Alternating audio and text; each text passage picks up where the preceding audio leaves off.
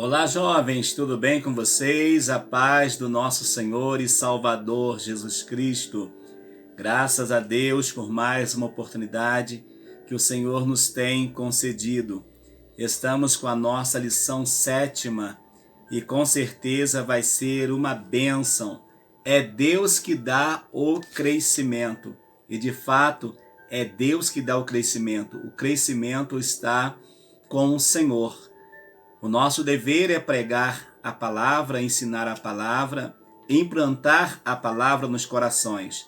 Mas só o Senhor pode germinar a semente, fazer brotar a semente e fazer com que essa semente venha crescer para a glória do nome dele. Espero que vocês tenham todos tido uma semana abençoada e que Deus continue abençoando todos os irmãos todos os jovens de forma especial. Então a nossa lição diz, é Deus que dá o crescimento. O texto do dia vai dizer assim: eu plantei, Apolo regou, mas Deus deu o crescimento. 1 Coríntios 3, versículo de número 6. 1 Coríntios 3, versículo 6. A síntese textual diz assim: nós podemos plantar a melhor semente, adubar, limpar, podar, mas somente Deus é que dá o crescimento à plantação. Ou seja, a nossa parte não só podemos, mas como devemos fazer. Mas agora a questão de como eu disse, germinar, brotar, fazer crescer só com o Senhor. Fora disso, não tem crescimento em nenhuma área. Qual é o objetivo desta lição? Mostrar que Paulo plantou a semente das boas novas em Corinto, saber que Apolo regou a semente plantada por Paulo, compreender que a obra de Deus envolve muitos cooperadores.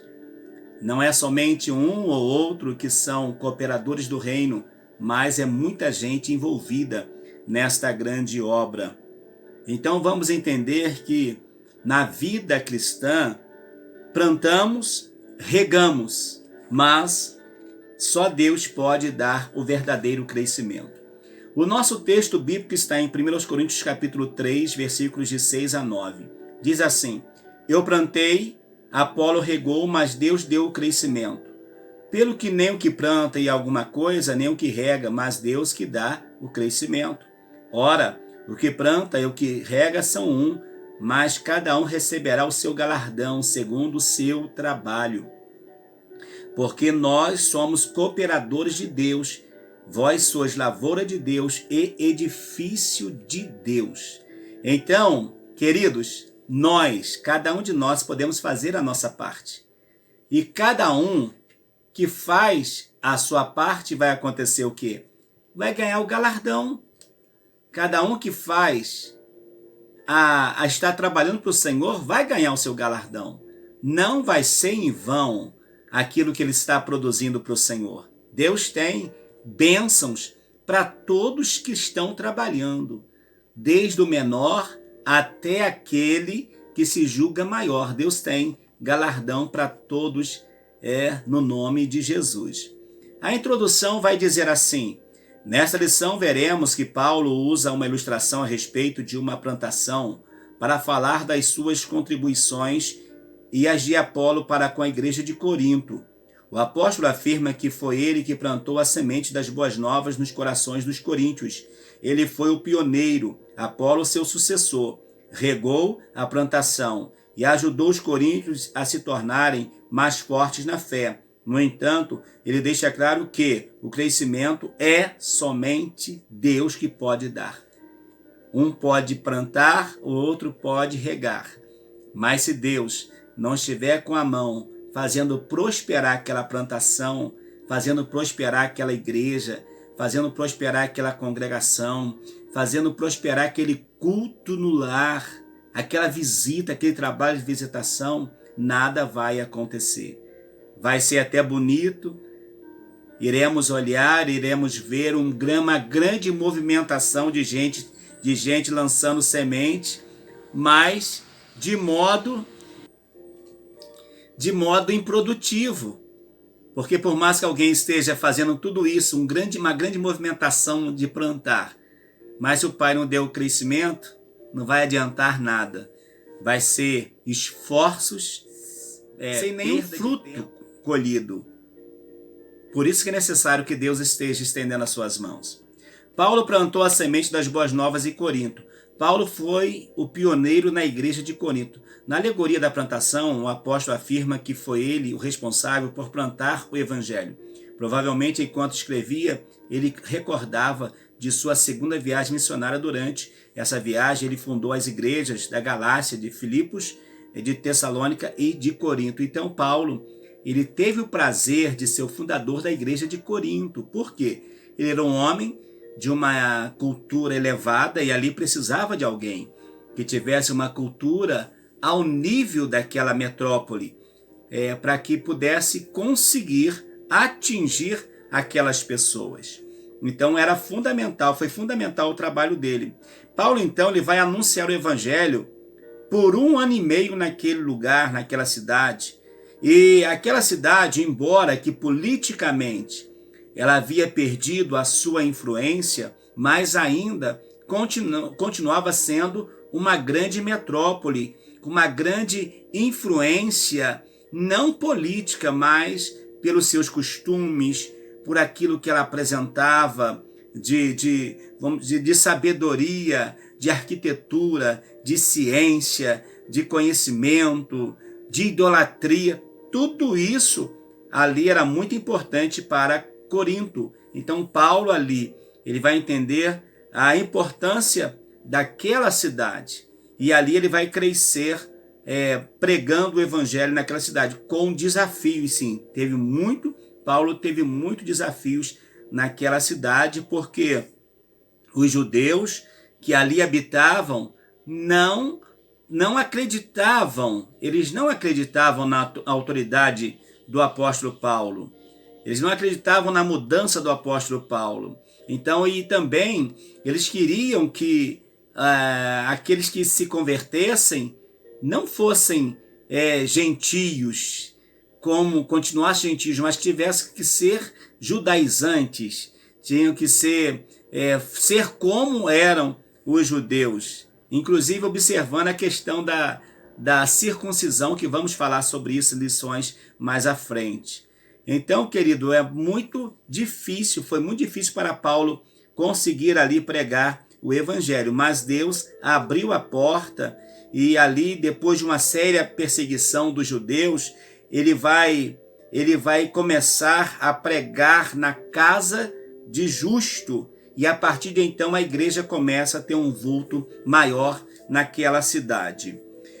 Paulo não parou de plantar mesmo na ausência, ou seja, mesmo distante, Paulo ele está enviando mensagem, está procurando saber, está enviando mensageiros para ver como estava aquela igreja que ele havia plantado.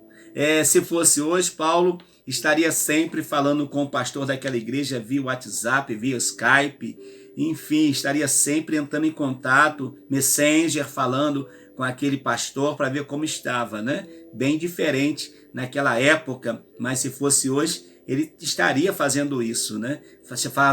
Faria até chamada de vídeo com a igreja e seria uma bênção. Na sua terceira viagem missionária, mesmo enquanto estava em Éfeso, o apóstolo acompanhava a igreja de Corinto. Ele enviara Timóteo para Corinto com o objetivo de reorganizar a igreja que estava dividida pelos coríntios. Vocês viram que a igreja estava dividida, dizendo: eu sou de Paulo, eu sou de Pedro, eu sou de Apolo, enfim, eu sou de Cristo. Então, Timóteo é enviado para organizar a igreja. E quando ele volta, ele traz notícias para Paulo que algumas pessoas estavam querendo despregar, não sei se existe essa palavra, mas estavam querendo arrancar a semente que Paulo havia pregado. Então Paulo imediatamente vai enviar uma outra carta, para eles, para que eles pudessem estarem atentos quanto esse compromisso com a palavra do Senhor nosso Deus. Vale a pena ressaltar que, porque eu disse outra carta, porque segundo os historiadores, existe uma carta que ficou perdida. Nós temos acesso ao que é para nós primeira e segunda, seria talvez a segunda e terceira carta à igreja de Corinto, tá bom? Então Paulo recebe as informações, ele vai procurar logo responder às necessidades daqueles irmãos. E depois ele envia Tito para rebater os falsos mestres e proteger a igreja. Paulo estava ausente, mas continuava plantando a palavra no coração daqueles irmãos. Paulo deu graça pelo crescimento solidário dos coríntios. Enquanto ainda estava na sua terceira viagem missionária, o apóstolo se reencontrou com Tito. Se lembram? Paulo manda Timóteo, Timóteo traz uma palavra, eu disse boa, mas não foi boa, né? Foi uma informação até negativa de Corinto. Então ele envia Tito com uma mensagem, com aquela carta dura, mas quando a carta chega lá, encontra o coração daqueles irmãos e o milagre acontece. Ele também retornava em Corinto. Ele estava preocupado com a reação que os coríntios tiveram com a forma enérgica que havia escrito a última carta. No entanto, Tito lhe trouxe boas notícias, pois a igreja havia recebido a sua mensagem com respeito e ainda a mensagem foi tão forte, jovens, que eles vão sentir algo tão profundo da parte de Deus, que ao receber aquela carta de Paulo, e por certo Tito vai dizer para eles como estava Jerusalém, como estava a igreja mãe, eles então vão sentir o desejo de levantar uma grande contribuição e mandar por intermédio de Tito a Paulo, e com certeza isso aí foi algo assim maravilhoso, que tocou o coração do apóstolo de forma muito positiva, por ver que o seu empenho por meio da escrita havia chegado lá, mas a palavra não estava morta, a palavra estava viva, como a palavra está viva até hoje. Até hoje, essa mesma palavra continua operando milagre, não é assim? Não tem operado milagre na sua vida? Porque a palavra é viva e eficaz. A palavra é viva e eficaz. Ela tem um poder de transformação. Ela tem um poder de mudança. Oh, maravilha! Diz então que Paulo se alegra com o amadurecimento dos crentes de Corinto. Ele agradece a Deus na frente dos macedônios pelo amor e disponibilidade dos coríntios em ajudar a igreja de Jerusalém. Esta ação deles vai também tocar no coração dos irmãos da Macedônia a ajudarem também a igreja de Jerusalém. O Espírito Santo estava atuando na semeadura de Paulo, agora unidos pela solidariedade. Maravilha. Paulo, mesmo sofrendo oposição, continuou pregando a palavra de Deus. As circunstâncias ruins não podem nos fazer desistir do nosso chamado. Vamos persistir, perseverar, avançar, que o Senhor nos dará a vitória. Apolo regou a semente plantada por Paulo. Apolo, homem cheio de sabedoria. Apolo, forma abreviada de Apolônio, era um judeu da diáspora, origem judaica, porém de cultura grega, ou seja, ele faz parte daqueles que eram judeus, a sua família era uma família de judeus, mas que foram espalhados sobre a face da terra, né? E dá esse nome então de diáspora. Natural de Alexandria, ele se destacava pela sua eloquência na oratória, pelo conhecimento hábil das escrituras judaicas. Sua mensagem era profunda e muito eloquente. Ele era tudo isso, mas ainda lhe faltava algo especial. Lhe faltava uma experiência profunda a mais com o Evangelho e com o Espírito Santo. Apolo sucede Paulo em Corinto. Enquanto Paulo dava continuidade à sua segunda viagem missionária, Apolo chega a Éfeso. O seu conhecimento das escrituras e eloquência chama a atenção de Priscila e Áquila. O casal percebe que o discurso de Apolo era profundos e geniais, porém faltava-lhe a experiência do Evangelho. Então o casal convida para sua casa e o discipula. Mesmo com todo o conhecimento e desenvoltura, Apolo se coloca aos pés do casal para aprender o Evangelho de Cristo. Exemplo de humildade. Ele poderia dizer, eu já tenho conhecimento, eu já conheço, eu prego, as pessoas saltam, as pessoas pulam, as pessoas se alegram, e eu vou me assentar para aprender com vocês mais. Eu não quero mais isso não, vocês é que têm que aprender comigo. Mas não foi isso que aconteceu. Ele, sendo humilde, ele teve o prazer de assentar-se com esse casal, Priscila e Áquila, para quê? Para aprender mais sobre a profundidade da palavra do Senhor nosso Deus. A Apolo ajudou os cristãos de Corinto a se fortalecerem na fé. Na primeira carta aos Coríntios, Paulo dá um destaque especial ao trabalho de Apolo, pois era alguém que havia conquistado um grupo de pessoas da igreja de Corinto, a ponto de defenderem uma bandeira, entre aspas, com o nome dele. Paulo apresenta como seu sucessor no ministério da palavra em Corinto, mesmo que não tenha sido preparado nem enviado por ele para atender a igreja. Vocês viram que ele chegou lá após a saída de Paulo. Paulo sai e ele chega lá. Ele não foi enviado por Paulo, mas Paulo, sendo outro homem de Deus também, vai reconhecer o trabalho, como foi proveitoso a ida de Apolo à cidade de Corinto, está lhe pregando para aqueles irmãos. Só que você já sabe qual é o resultado da palavra de Paulo, né? Ele vai exaltar o trabalho de Apolo e até o dele mesmo, mas ele vai dizer, olha, fizemos tudo isso, mas se Deus não tivesse dado o crescimento, de nada adiantaria o nosso trabalho. Paulo apresenta como seu sucessor. O apóstolo reconhece o ministério e o chamado de Apolo, ao afirmar que ele havia regado onde Paulo começou, né? Paulo não via Apolo como um opositor, mas como um ajudador. Quem tem convicção do seu chamado divino não tem medo de opositores. Isso aqui é maravilhoso.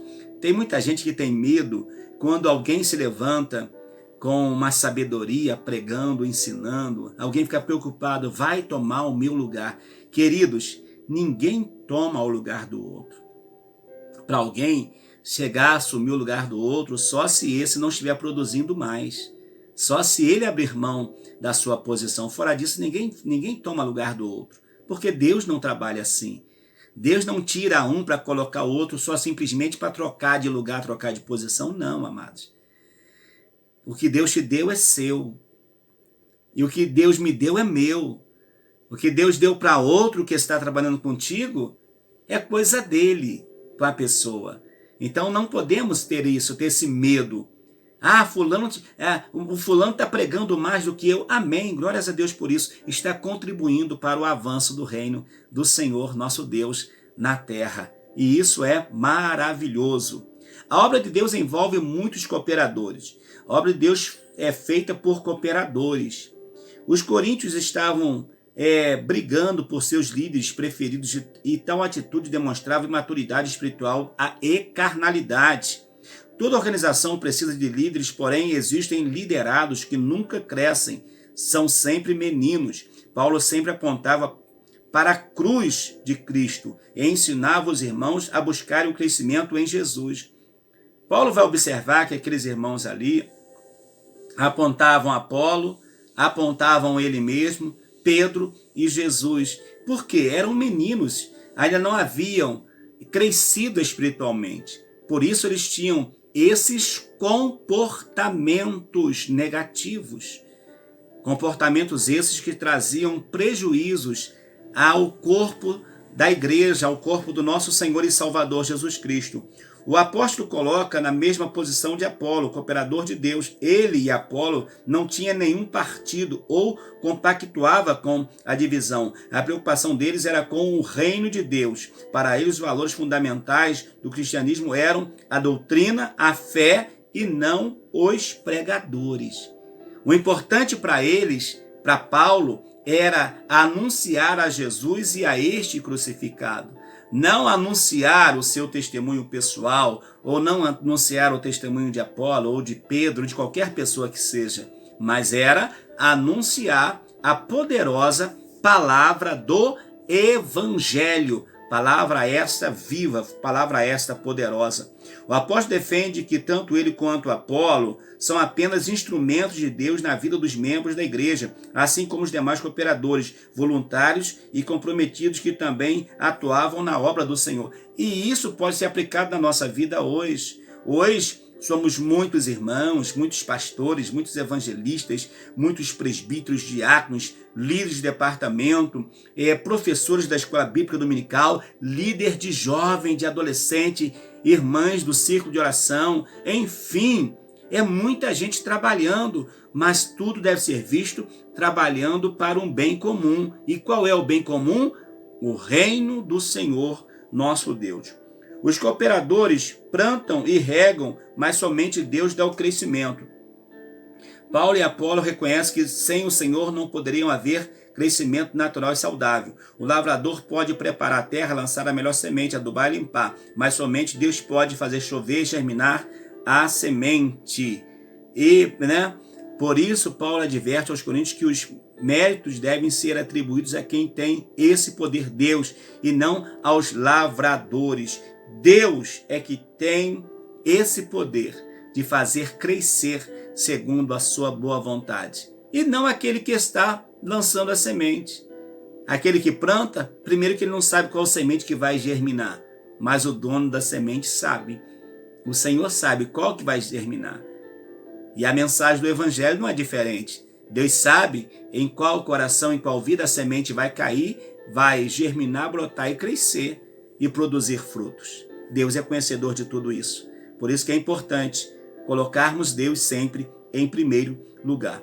Disposição para servir. Paulo e Apolo estavam seguindo o exemplo de Cristo, que afirmou que veio ao mundo para servir e não para ser servido. Durante a sua última refeição com seus discípulos, Jesus lavou os pés para ensiná-los como deveriam viver entre eles e as demais pessoas. Ou seja, Jesus dá ali um exemplo de humildade. Pedro vai dizer: Senhor, os meus pés o Senhor não vai lavar. E o Senhor fala com Pedro: Pedro, se eu não lavar os seus pés, você não tem parte comigo. Aí Pedro fala: então lava-se o meu corpo inteiro. Jesus fala: Pedro, não precisa lavar o corpo inteiro, Pedro. Basta lavar os pés. Então, queridos, é um exemplo que o Senhor estava dando de humildade para aqueles discípulos que servem para nós hoje também. Pastores, presbíteros, evangelistas, apóstolos, bispos, reverendos. Irmãos, na verdade, todos nós temos que nos colocar servos, que estamos plantando a semente, mas crendo que o Senhor é que vai fazer segundo a sua boa vontade. Como você tem cooperado para o crescimento do reino de Deus? Deus deseja cooperadores voluntários, comprometidos com a sua obra. Deus quer que você esteja comprometido com a obra dele. Concluindo essa nossa sétima lição. Na lição de hoje estudamos sobre a forma didática que o apóstolo usou e a metáfora da plantação, demonstrando que todos somos cooperadores na obra de Deus.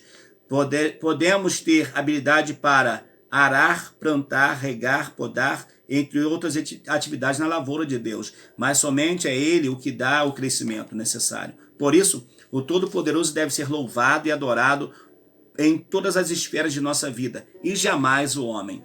Que Deus seja adorado, que Deus seja glorificado, que Deus seja sempre servido e nós sempre servos, pronto para servir a Deus e a igreja que o Senhor tem estabelecido sobre a face da terra. Lembre-se bem, Deus dá pastores, Deus dá obreiros, líderes à igreja, mas não dá igreja a esses líderes. Nós que somos dados por Deus à igreja para servir a igreja. Que nós possamos estar plantando, regando, mas rogando a Deus, pedindo a Deus para que Ele dê o crescimento. Deus te abençoe. Espero você na 8ª lição falando sobre a impureza da igreja de Corinto, repreensões e exortações. Vai ser uma bênção. Que Deus nos abençoe grandemente. Eu sou o pastor Valmir Ribeiro, do seu canal EBD, meu primeiro seminário, e eu te espero no nosso próximo vídeo e lhe convido a enviar essa mensagem para mais alguém. Enviar esse vídeo para os seus grupos de escola bíblica dominical, para que eles também tenham conhecimento da palavra do Senhor nosso Deus. Gostou? Deixa aí o seu gostei, deixa o seu like, deixa a sua curtida, em nome de Jesus. Até o nosso próximo vídeo. E não esqueça também de se inscrever e assistir os nossos vídeos do nosso canal, em nome de Jesus. Amém.